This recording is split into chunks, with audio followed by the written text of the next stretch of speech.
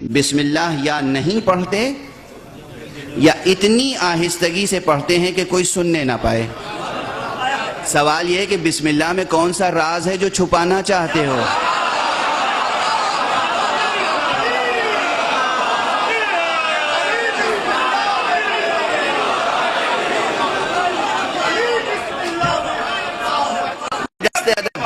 میں دست ادب جوڑ کے سوال ہے، میں نماز سیکھنا چاہتا ہوں کہ صحیح نماز پڑھوں، درست نماز پڑھوں، وہ نماز پڑھوں جو اللہ کے رسول پڑھا کرتے تھے، وہ نماز پڑھوں جو اللہ کے رسول پڑھا کرتے تھے. بسم اللہ الرحمن الرحیم دوسرے سوروں کا جز آپ مانیں یا نہ مانیں، اجماع امت یہ ہے کہ الحمد کے سورے کا جز ہے بسم اللہ، اور یہ پورا سورہ ہمیں پڑھنے کا حکم دیا گیا ہے زور سے. تو عمدن بھی جان بوجھ کر جو بات زور سے پڑھنے کے لیے کہا گیا ہے اسے ہم آہستہ سے پڑھیں. یہ حق کی نافرمانی ہے کہ نہیں؟ ایک تکبیر اگر کہا گیا فلاں موقع پر تکبیر زور سے کہو، ہم کہیں تکبیر اور آہستہ سے کہیں جان بوجھ کر، سہون نہیں، جان بوجھ کر، تو نافرمانی ہے کہ نہیں؟ اطاعت ہوئی؟ نہیں ہوئی اطاعت. اب اگر بسم اللہ ہمیں زور سے کہنا ہے اور نہ کہیں تو بندگی ہو رہی ہے یا نافرمانی؟ یہ ساری دنیا کی مسجدوں میں باجماعت نافرمانی کیوں ہو رہی ہے؟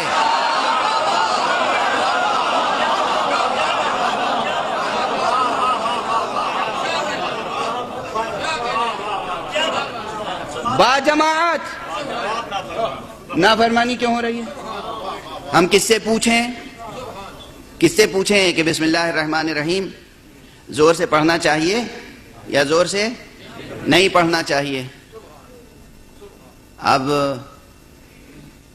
ہمیں ایک ایسا عالم چاہیے کہ جس پر کہیں سے کوئی داغ شیعیت کا نہ لگا ہو، جس کے دامن پہ الزام بھی نہ ہو کہ یہ شیعہ ہے یا شیعیت کی طرف جھکاؤ رکھتا ہے. تو ہمیں ایک نام ملا، حضرت امام فخر الدین رازی.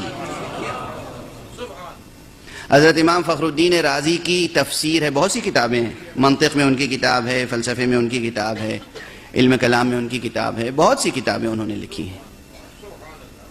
ان کی ایک کتاب ہے تفسیر میں جس کا نام ہے تفسیر کبیر.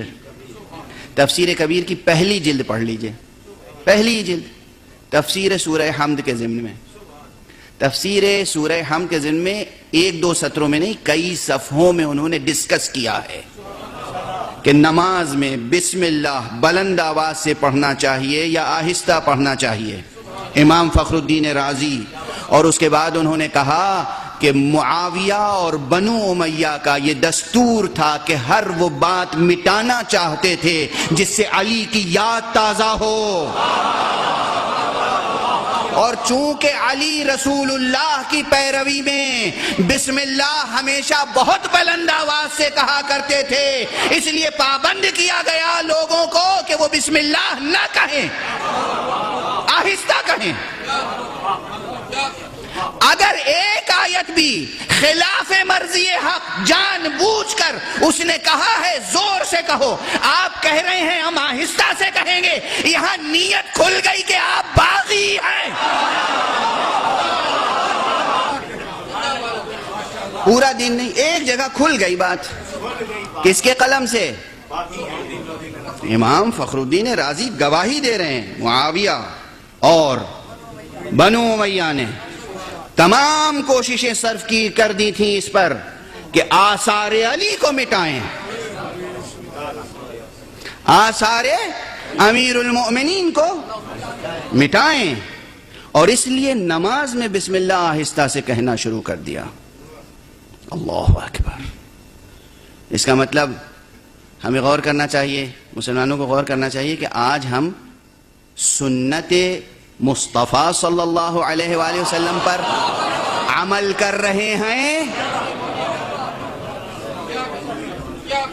یا کسی اور کی سنت پہ عمل کر رہے ہیں.